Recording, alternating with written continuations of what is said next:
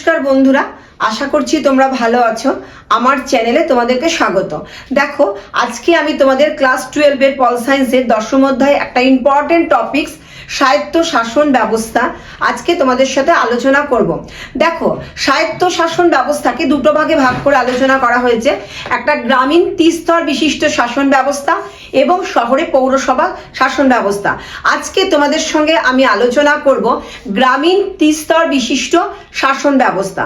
দেখো, সংবিধান যখন থেকে কার্যকরী হয়েছে তখন থেকে কিন্তু ত্রিস্তর বিশিষ্ট স্বায়ত্ত শাসন ব্যবস্থা কিন্তু কার্যকরী হয়নি। 1992 খ্রিস্টাব্দে 73তম সংবিধান সংশোধনের দ্বারা স্বায়ত্ত শাসন ব্যবস্থা আইন পাস হয়েছিল এবং 1993 খ্রিস্টাব্দে 1 জুন স্বায়ত্ত শাসন ব্যবস্থা কার্যকরী হয়েছিল।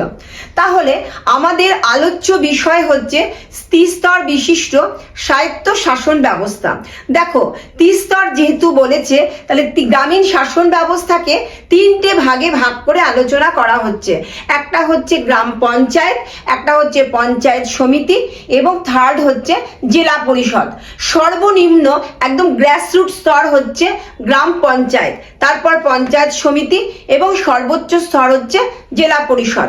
দেখো কি বলছে যে গঠন, গ্রাম পঞ্চায়েতের 5 থেকে 30 জন সদস্য প্রাপ্তবয়স্ক ভোটাধিকার দ্বারা নির্বাচিত হচ্ছে। তাহলে গ্রাম পঞ্চায়েতের সদস্য সংখ্যা থাকে 5 থেকে 30 জন, তার এবং সেই সদস্যদেরকে বলা হয় মেম্বার। ঠিক সেম ভাবে পঞ্চায়েত সমিতিতে প্রত্যেকটি ব্লকে পঞ্চায়েত সমিতি থাকে এবং 3 জন নির্বাচিত সদস্য থাকে। প্রতিটি গ্রাম পঞ্চায়েতের যে যারা প্রধান থাকে তারা থাকে এবং তারা থাকে রাজ্য বিধানসভার একজন ইলেক্টেড এমএলএ এখানকার সদস্য। থার্ড হচ্ছে জেলা পরিষদ। জেলা পরিষদ কিভাবে গঠিত হচ্ছে? কতগুলো ব্লক নিয়ে গঠিত হচ্ছে জেলা পরিষদ এবং জেলা পরিষদ হচ্ছে ত্রিস্তর বিশিষ্ট গ্রামীণ শাসন ব্যবস্থার সর্বোচ্চ স্তর। কি করে গঠিত হচ্ছে? প্রতিটি ব্লক থেকে 3 জন করে সদস্য জেলা পরিষদের সদস্য এবং যারা পঞ্চায়েত সমিতির সভাপতি এবং সভাধিপতি তারা জেলা পরিষদের সদস্য এবং রাজ্য বিধানসভায় যারা সিলেক্টেড একজন এমএলএও কিন্তু জেলা পরিষদের সদস্য। এবার দেখো, এদের কার্যকাল হচ্ছে কত বছর? এদের কার্যকাল হচ্ছে 5 বছর। দেখো, তাহলে প্রধান গ্রাম পঞ্চায়েতের যে সর্বশ্রেষ্ঠ ইলেক্টেড ক্যান্ডিডেট তাকে বলা হয় প্রধান এবং উপপ্রধান। দুটো ভাগে ভাগ করা যায়। প্রধানের অনুপস্থিতিতে গ্রাম পঞ্চায়েতের সমস্ত কার্য নির্বাহ করে উপপ্রধান। ঠিক একইভাবে এখানে কি হচ্ছে, পঞ্চায়েত সমিতিতে থাকছে সভাপতি এবং সভাধিপতি। সভাপতির অনুপস্থিতিতে সহসভাপতি তার কার্যকলাপ সংবিধান করছে এবং এখানে থাকছে কি, জেলা পরিষদের থাকছে সভাধিপতি এবং সহসভাধিপতি।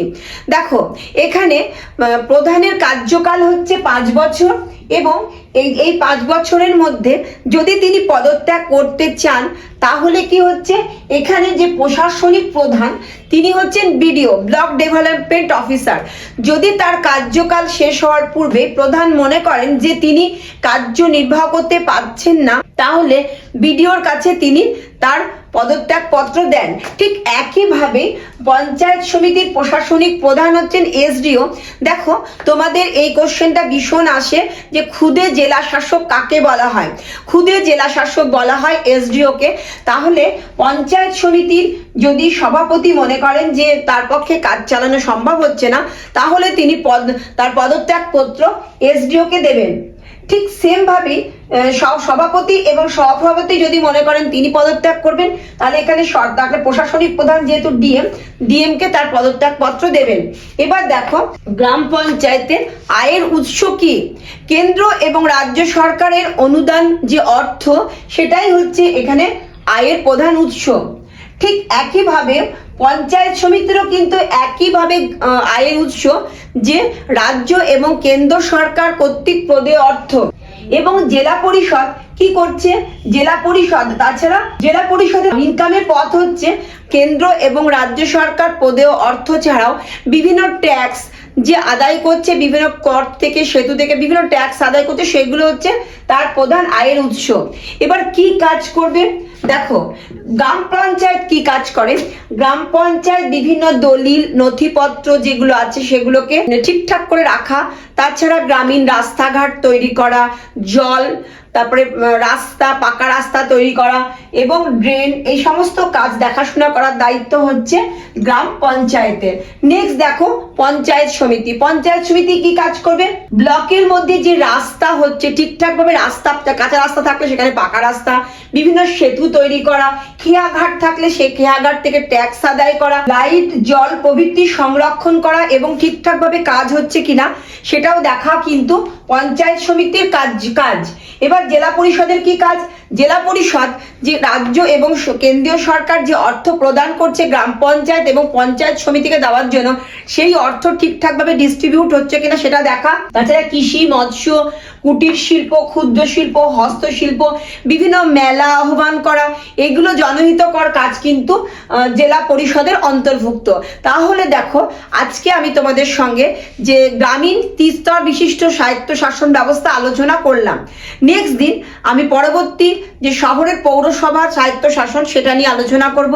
তোমাদের এই কোশ্চেন সম্পর্কে যেটা পড়ালাম, যদি কিছু জানার থাকে তাহলে অতি অবশ্যই আমাকে কমেন্ট বক্সে জানাবে, এবং আমার পড়ানো যদি তোমাদের ভালো লেগে থাকে তাহলে প্লিজ আমার চ্যানেলটাকে একটা লাইক করো এবং নতুন বন্ধুরা সাবস্ক্রাইব করে দিও এবং বেল আইকনটা অবশ্যই টিপে দিও, যেন আমি পড়ালেই প্রথম নোটিফিকেশনটা তোমরা পাও।